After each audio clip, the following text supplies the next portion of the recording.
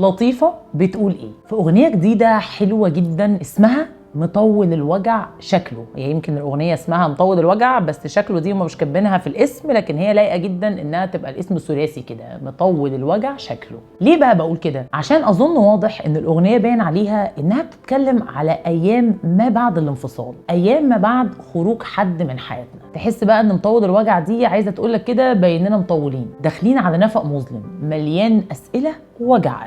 نخش بقى في التقيل على طول. بتقولك ايه بقى؟ في حاجة في دنيتي ناقصة وحرفيا انا في كارثة. الله على التوصيف السليم السديد مكتمل الاركان، كارثه. وليه بقى انا مبهوره بتوصيف كارثه ده؟ لانها بصراحه قبل الكوبليه اللي فيه الكارثه كانت قايله لنا ايه معالمها بالظبط. حياتي كان مرتبها، ما قاليش قبل ما يسيبها هكمل بعد منه ازاي وهعمل ايه. سابنا في الطل كده. تبدو ظاهريا ميزه، يعني لو قلنا ان شخص حياتنا كان هو داخل فيها مظبطها ومرتبها وبيعمل لنا كل حاجه وبينفذ كل الاشياء حتى قبل ما تتقال، ظاهريا ده كلام جميل جدا، بس على الارض بتلاقي نفسك واحده واحده ما بقتش عارف تتصرف، طول الوقت معتمد على الحد ده، وكل واحد في قصته بقى عارف مين الغلطان. هل انا اللي غلطانه اني سبت له كل حاجه يعملها وانا سلبت ايدي كده وما بقتش بعمل حاجه خالص، ولا هو اللي غلطان انه عشمني بالزياده وهو بقى بيرقد كده لشيء او لغدره فجأة بدون أي مقدمات ويسيبني فجأة وأنا نسيت أساساً الحاجات بتتعمل إزاي. وللأمانة برضو احتمال الراجل ده أساساً يكون مشي من كتر ما أنا اديته مساحة إن أنا مش بعمل حاجة، إنه يكون زهق من كوني تايهة في بحر أيامه وأنا شخصياً ما عنديش لا ملامح ولا بحر خاص بيا. دي تفصيلة ضيقة يجوز تكون في بعض العلاقات. بيحصل إيه بقى بعد كده وبيتم رصده برضو في الأغنية بمنتهى الشطارة، إن إحنا بنتحول لوين هنادي يا ماي،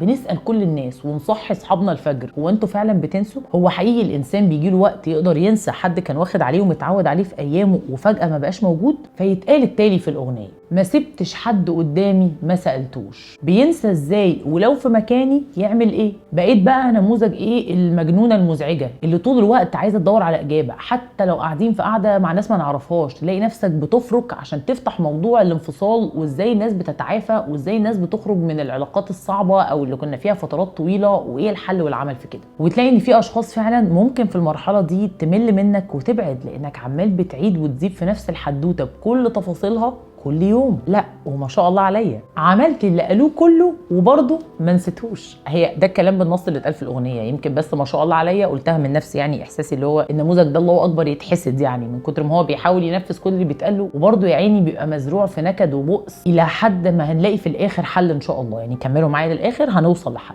وفعلا لطيفه في الاغنيه بتعبر عن كتير جدا جدا جدا من الناس اللي بتعيش القصه دي، قصه ان انت لو منتظر بعد ما سمعت كل الحلول والتجارب الاخرى من الناس ازاي بتنسى، لا ده انت اللي بيجرى ايه بقى؟ انك بتفكر فيه بالعكس اكتر زياده بكتير. تفتكروا ايه السبب في كده؟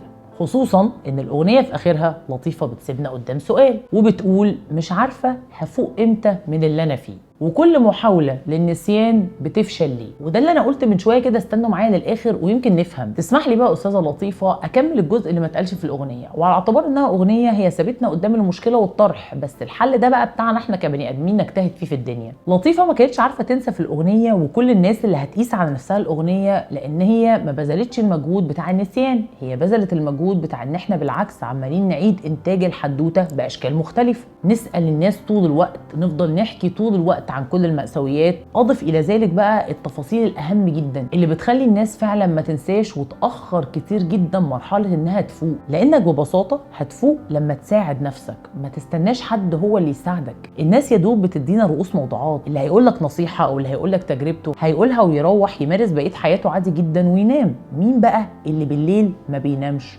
انت ما بتنامش لانك ما عملتش المنطقي انه يتعمل من الاول خالص. ماشي خدت وقت شويه عقبال ما تعرفه، بس لما تعرفه اعمله بقى. الا وهو الاتي: مين مستني ينسى ويفوق وهو ما نزلش طقم البلوكات؟ ازاي هيجيلك نوم وتفوق وانت طول الليل بتدور عليه وتشوفه عمل رياكت لمين وعمل لايك لمين وتشوفه اخر صوره نزلها عامل ازاي والاغاني اللي بيشيرها كانت ايه؟ هننسى ازاي واحنا محبوسين في نفس الحيز بنفكر في نفس الشخص؟ انزل من الاوضه، اخرج من الاوضه. لو احنا كلنا شايفين وهنتفق بابسط قواعد المنطق ان دي مشقه وان ده وجع قلب، هو برضو النسيان محتاج مجهود ومشقه. بس تعالوا نقارن انهي مشقه اهون، وجع ساعه ولا وجع كل ساعه؟ خصوصا لو كانت النهايه مؤلمه وقاسيه وفيها غدر واضح وبين، ساعتها احنا بنساعد نفسنا. وبصراحه بقى في جمله ما بعرفش افهمها خالص ولا استوعبها، الكلمه بتاعت ما هو بلوك القلوب اهم مليون مره من اي بلوك تاني. ما هو القلوب شالت خلاص، والقلوب محمله وجع قلب وحاجات كتير جدا. ليه بتحمل على نفسك زياده عن اللزوم؟ ليه بتراهن على ارادتك؟ ليه تفضل شايف حد قدامك طول الوقت وبتراهن انك جامد وهتقدر تنساه؟ فالخلاصه بقى ان تجربه بعد الانفصال هي تجربه تقريبا متشابهه في تسلسلها كده، في الحاجات اللي بنحس بيها، لكن الشطاره في لقطه الفينال. الشطاره ان الواحد يبذل مجهود في حبه لنفسه، ان هو يشوف انه ما يستاهلش حاجه زي كده، ما يستاهلش ان ايامه وعمره وشبابه وطلته تطفي وتضيع في حد سابه او غدر بيه بطريقه هو عارف تفاصيلها، اللي مهما حكى عنها في تفاصيل ما بيقدرش يحكيها. وفي الاخر بقى بصراحه محتاج اقول حاجه مهمه جدا، شكرا جدا للطيفه على الاغنيه الحلوه دي، وشكرا اكتر على الالبوم اللي كله اغاني حلوه. انا بصراحه من الناس اللي متحيزه جدا للطيفه من زمان، يعني فكره بقى حبك هادي ولما يجيبوا سيرتك يحلقوا الكلام وغرامك مزيف. بالنسبه لي لطيفه بصراحه حته معينه جدا في الغنى، اقدر اشبهها كده، عارف لما تبقى قاعد في اجتماع وقدامك رئيسه مجلس اداره ست كده كمل بلوي هدومها، عارفه تتكلم وعارفه تعبر عن افكارها، عارفه تعرض وجهات نظر بشكل مظبوط جدا وتختار لها افضل الكلمات، تحس فعلا انك قدام طله ليها هيبه كده. فدي بالظبط اغاني لطيفه. دلوقتي بقى اسيب المايك لحضراتكم، هل عشتوا جزء من اغنيه مطول الوجع ولا عشتوها كلها ولا سمعتوا حد عايش القصه دي؟ فممكن جدا تكتبوا لي في الكومنتات.